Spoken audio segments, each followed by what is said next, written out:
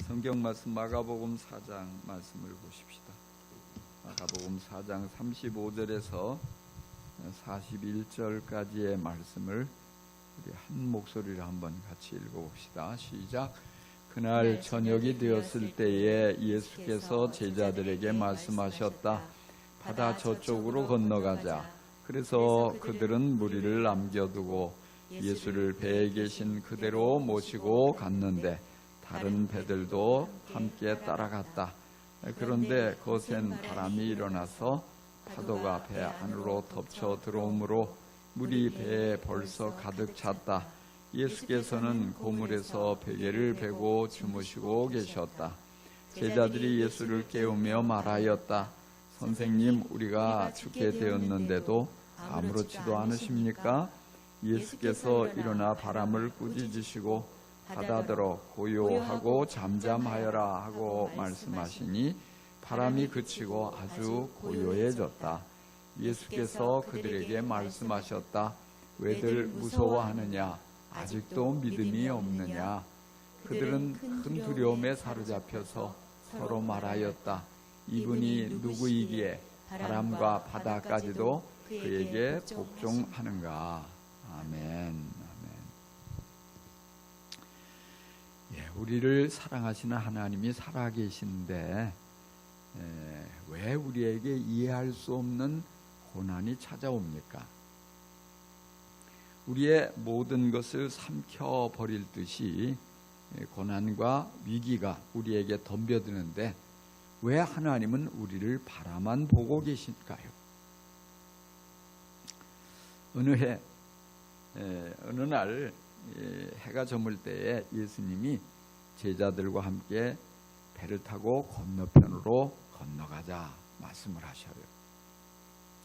그래서 제자들은 일상적인 여행으로 생각하고 아무 생각 없이 노를 저어서 배에 예수님을 모시고 열심히 노를 저으면서 밤바다를 항해하고 있었어요.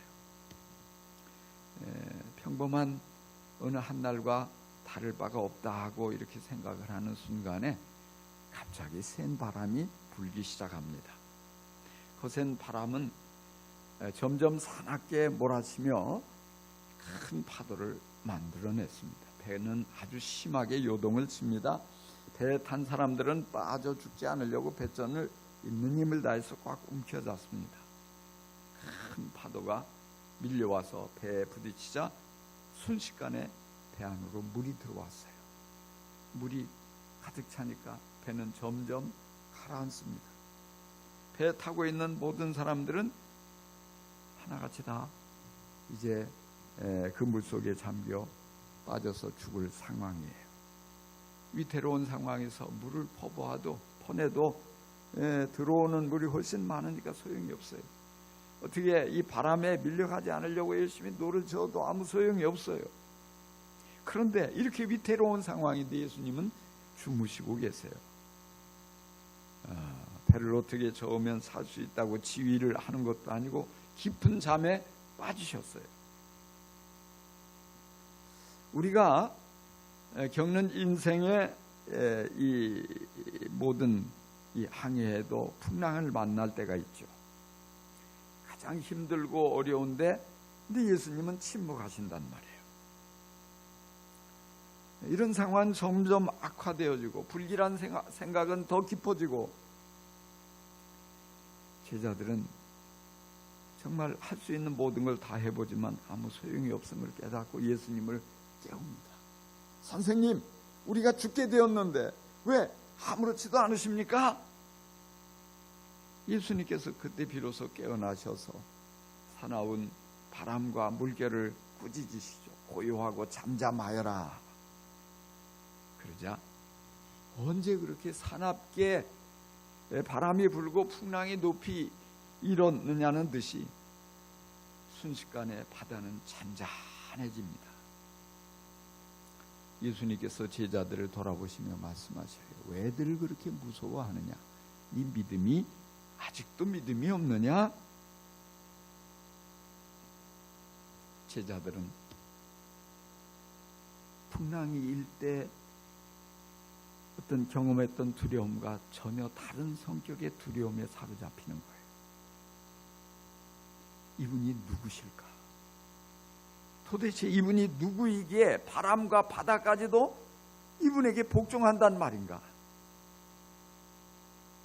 예수님은 자연도 순복시키는 위대하신 하나님이십니다.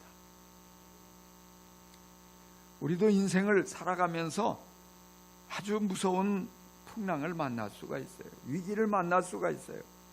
정말 집채만한 큰 파도가 우리를 삼켜버릴 듯이 노려보고 덤벼들 수 있습니다. 우리 가정을 삼켜버릴 듯이 우리의 사업체를 송두리째 빼앗아갈 것처럼 그렇게 입을 벌리고 덤벼들 때가 있습니다.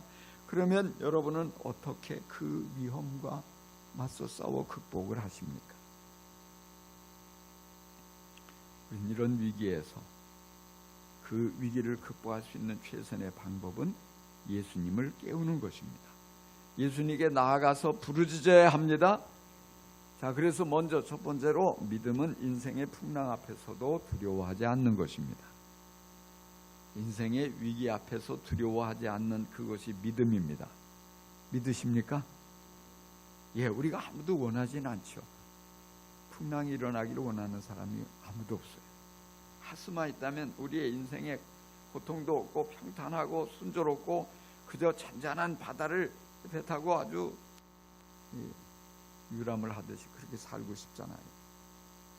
고난과 좌절과 위기와 실패를 피해서 가려고 안간힘을 씁니다. 그럼에도 불구하고 예외 없이 모든 사람에게 위기가 찾아옵니다.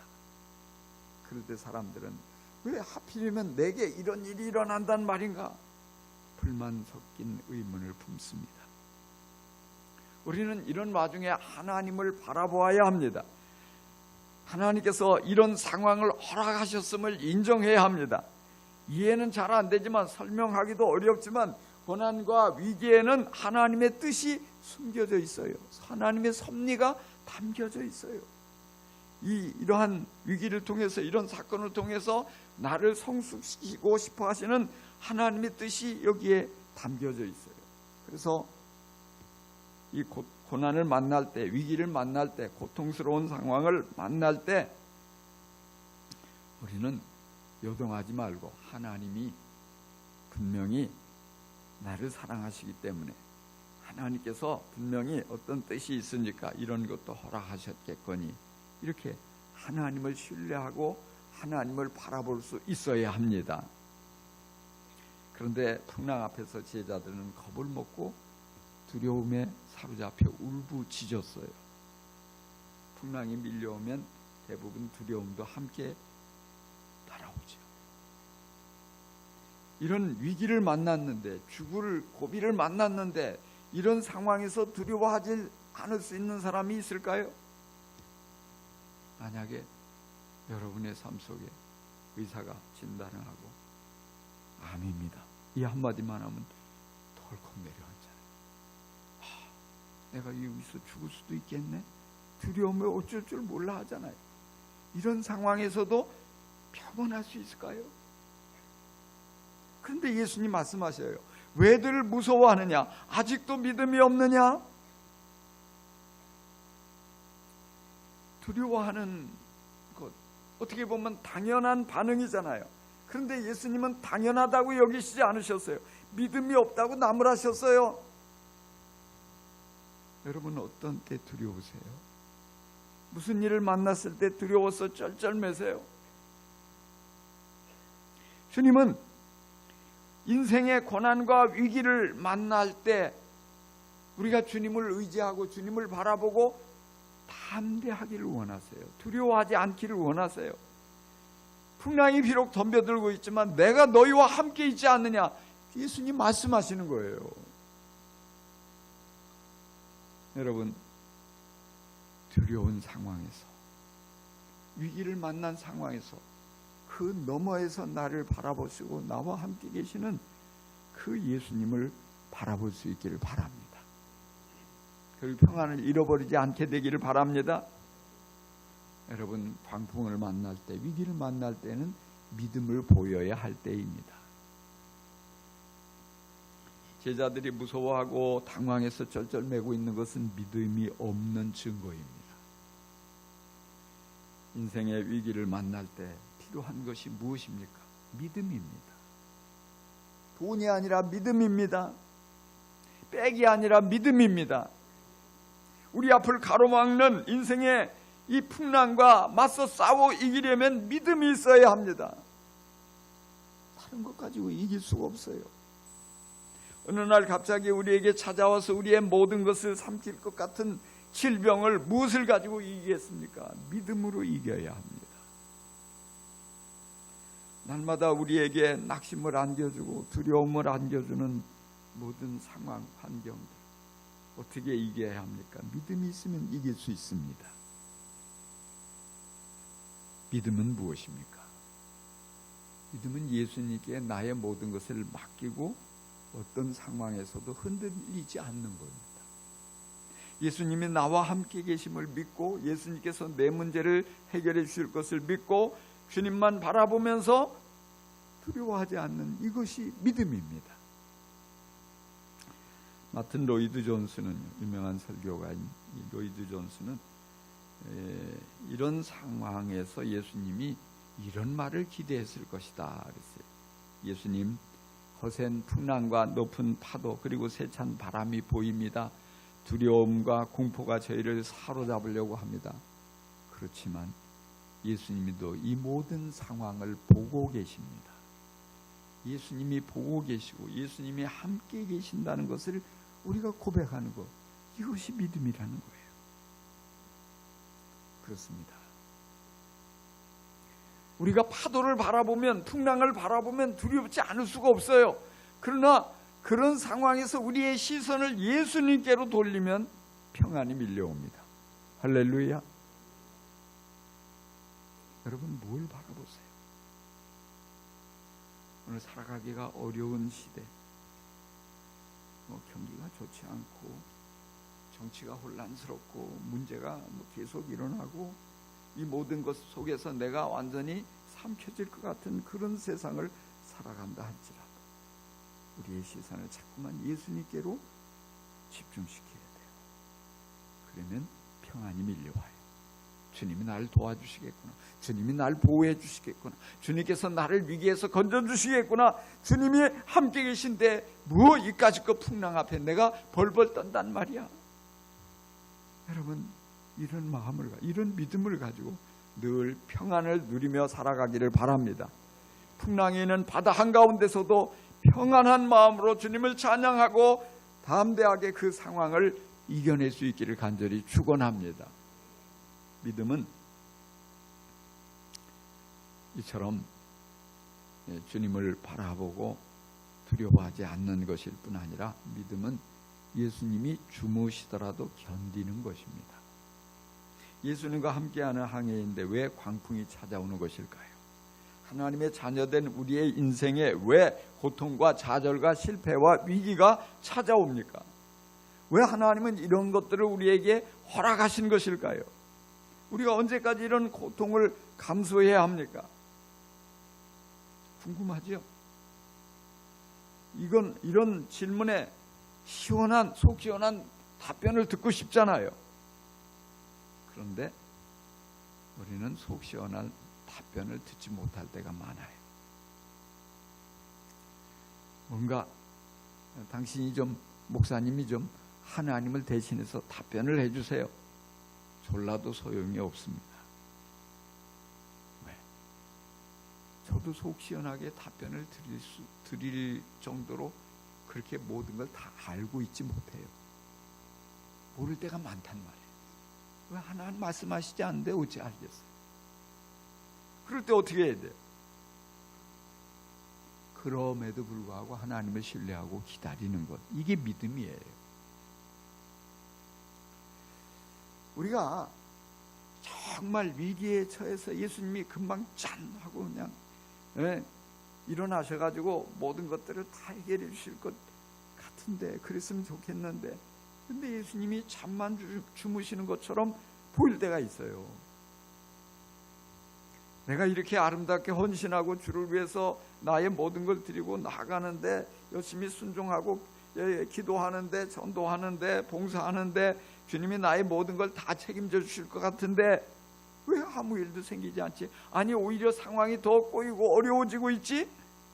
이런 순간들이 있단 말이에요. 그럴 때 우리는 많은 경우에 하나님의 존재를 의심해요. 사랑을 의심해요. 능력을 의심해요. 그래서 다시 슬그머니 주저앉아 버려요. 하나님은 우리가 기대하는 대로 그대로 움직이시는 분이 아니에요. 이때에 가서는 하나님이 참 나타나셔서 기적을 행하시고 능력을 행하셔서 모든 상황이 싹 반전이 되고 그러면 얼마나 짜릿하고 멋질까? 그런데 하나님이 그렇게 하시지 않을 때가 많단 말이에요. 그러면 여러분 못 견디죠. 근데 우리가 한번 생각을 해볼 필요가 있어요. 이 현대인들은요, 이 자판기 시대예요. 자판기 시대. 저 자판기에 동전을 넣고 딱 누르면 콜라도 딱 떨어지고, 또 어떤 때는 뭐 요즘 자판기에 별의별 게 다 나오더라고요. 일본 가면 또 더 그렇고, 뭐 그냥 거기 샌드위치도 나오고, 뭐 자판기만 누르면 그냥 다 해결되는 거예요. 신앙도 그러면 참 재밌겠잖아요. 기도라는 동전을 딱 넣고 쫙 누르는 거예요. 하나님, 복권에 당첨되게 해주세요. 내가 이렇게 봉사했으니까 하나님, 우리 자녀 이번에 원하는 좋은 대학에 철석 붙게 해주세요. 뭐 이번에 딱 내가 이렇게 이걸 놓고 말이죠, 헌금을 했는데 하나님 수주가 잘 돼가지고 이번에 큰 건 한 10억짜리 공사 하나 딱 따내게 해주세요. 그래가지고 이게 딱 되는 대로 누르기만 하면 막 와르릉 쾅쾅 하면서 막 떨어지면 얼마나 신이 나요. 막 간증도 하고 재밌잖아요. 신앙생활 그렇게 하면 얼마나 재밌겠어요. 그렇잖아요. 근데 어때요? 안 될 때가 많아요. 동전을 넣고 자판기를 눌렀는데, 스위치를 눌렀는데 콜라가 안 떨어져. 그럼 여러분 어떻게 해요? 막 누르고 더 눌러보고, 이게 뭐 고장났나? 주먹으로 막 꽝꽝 때리고, 안 되면 발로 뻥 차고만, 뭐 이런 게 있어, 내 돈 내놔, 막 그냥 그러잖아요. 근데 하나님한테도 그러는 분들이 있는 것 같아요. 하나님, 이런 식으로 하면 재미없어요. 나도 생각이 있다고요. 나도 반항할 게 있다고요. 나 교회 안 나갈 거예요. 나 이런 식으로 하면 나도요 막 살 거예요. 하나님, 막 자판기를 이 주먹으로 치는 것처럼 하나님께 그렇게 때를 쓴다고 하나님이 겁을 먹을까요? 자판기는 혹 막 꽝꽝 치면 이게 갑자기 뭐가 돼가지고 떨어질 수가 있어요. 그러나 하나님은 그런 분이 아니세요. 어떻게 해야 돼요? 기다려야 돼요. 참고 기다려야 돼요. 답답하지만, 속은 상하지만 그래도 기다려야 돼요. 이 정말 예수님이 주무시는 이 상황 이해가 되냐고요. 침묵하고 계셔요. 가만히 계셔요. 믿음은 이런 상황도 견뎌내는 거예요. 어떻게 보면 예수님이 어떻게 그런 상황에서 주무시지? 참 아무리 피곤해도 그렇지, 지금 이 바람 소리가 얼마나 커요. 제자들이 막 얼마나 당황해서 울부짖고 있고 정신없이 왔다 갔다 하고 아우성을 치고 있잖아요. 게다가 물이 막, 이 파도가 쳐서 물이 배에 막 들어와서 배가 지금 잠겨갈 지경인데, 아니 그런 상황에서 어떻게 잠이 오냐고요. 자, 피곤해서 자다가도 아이차 하고서 벌떡 일어나가지고 이건 뭔 일이야 이러실 텐데, 주님은 그 때까지도 주무셨거든요. 사실은 안 주무신 거예요. 제가 보기에는 안 주무신 거예요. 벌써 깨신 거예요. 근데 제자들이 어떻게 하는지 눈을 감고 보고 있는 거예요. 이 상황에서 믿음을 드러내나 보고 계신 거예요. 그 행동 하나하나를 보고 계시는 거예요.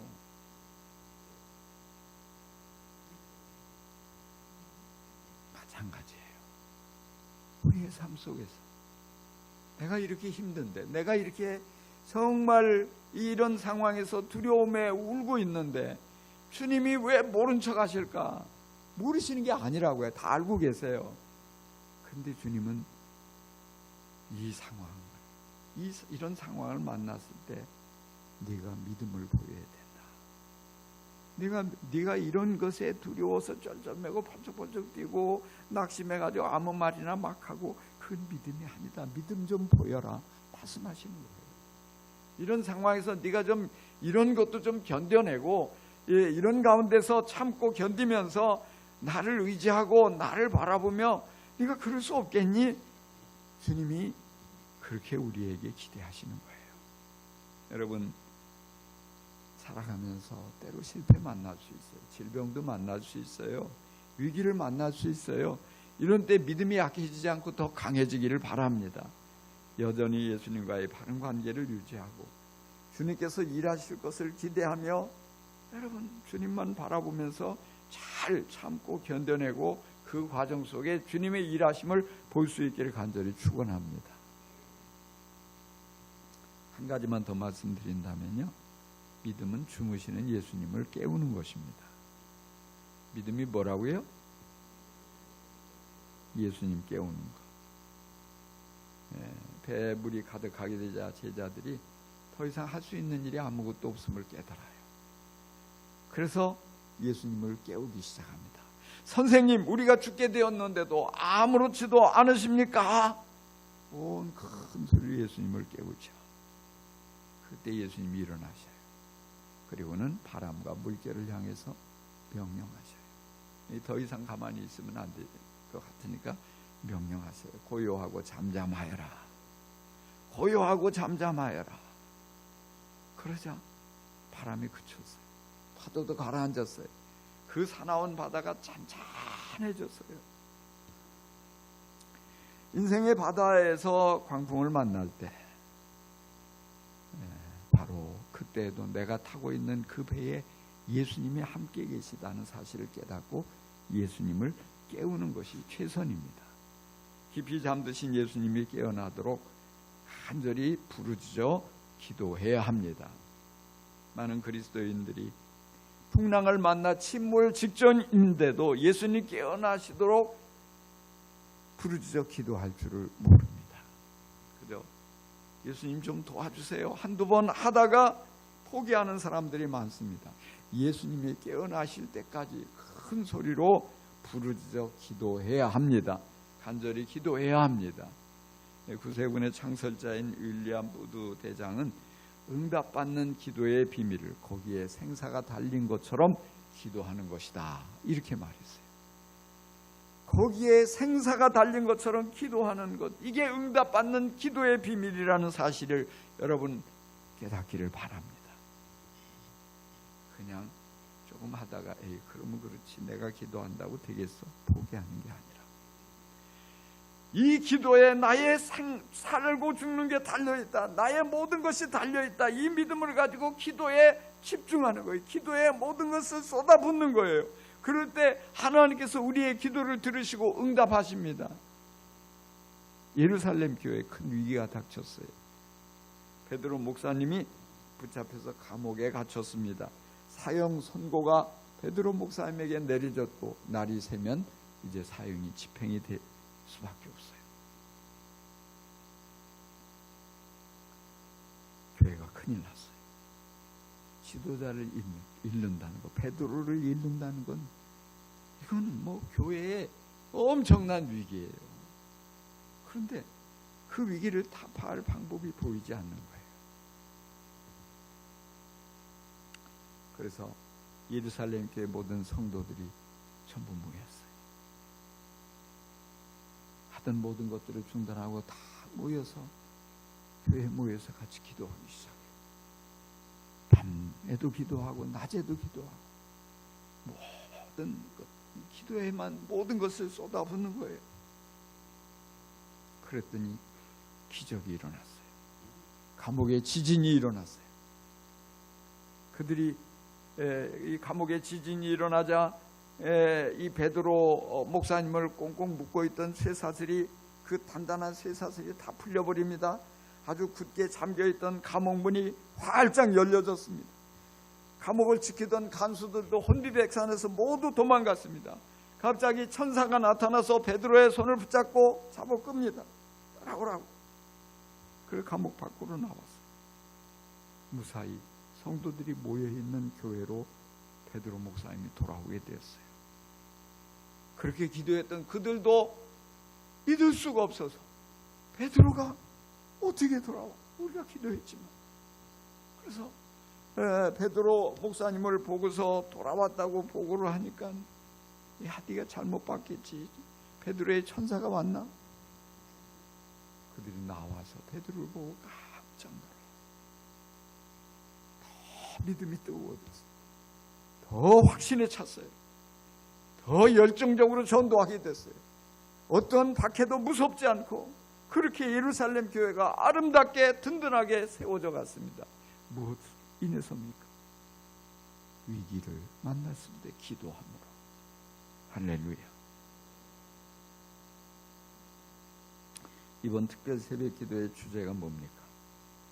따라합시다. 하나님이 들으신 기도. 이번 특세가 중요해요. 성경 속에 믿음의 영웅들이 하나님을 기쁘시게 하고 하나님이 들으시는 그런 기도를 해서 놀라운 능력을 경험한 것처럼 오늘 우리도 이 한 주간 동안 그런 기도를 배우자고요. 아브라함을 통해서, 모세를 통해서, 한나를 통해서. 그래서 우리의 문제를 저들이 해결받은 것처럼 우리의 문제도 해결받자고요. 할렐루야. 주님, 우리가 죽게 되었습니다. 우리가 큰일 났습니다. 주님이 아니면 우리가 여기서 망합니다. 도와주세요. 도와주세요. 우리가 함께 그렇게 부르짖는 가운데 우리도 응답을 받게 되고 하나님의 능력을 경험하게 되고 정말 우리의 삶 속에 확신에 찬 모습으로 전진하게 되는 좋은 계기가 될 수 있기를 간절히 축원합니다. 여러분, 인생의 바다에서 고난과 위기를 만나면 믿음을 나타내시기 바랍니다. 그 믿음을 가지고 불안해하고 두려워하지 말고 그 믿음을 가지고 잘 평온을 누리시기를 바랍니다. 그리고 잘 견뎌내시기를 바랍니다. 무엇보다도 기도에 힘써서 예수님이 우리를 위해서 깨어나셔서 말씀하시는 일을 경험할 수 있기를 바랍니다. 그래서 우리의 인생에 다시금 평안이 찾아오고 고요함이 찾아오고 순조로운 항해가 이어지는 놀라운 축복이 가득하기를 주님의 이름으로 축원합니다. 기도하십시다.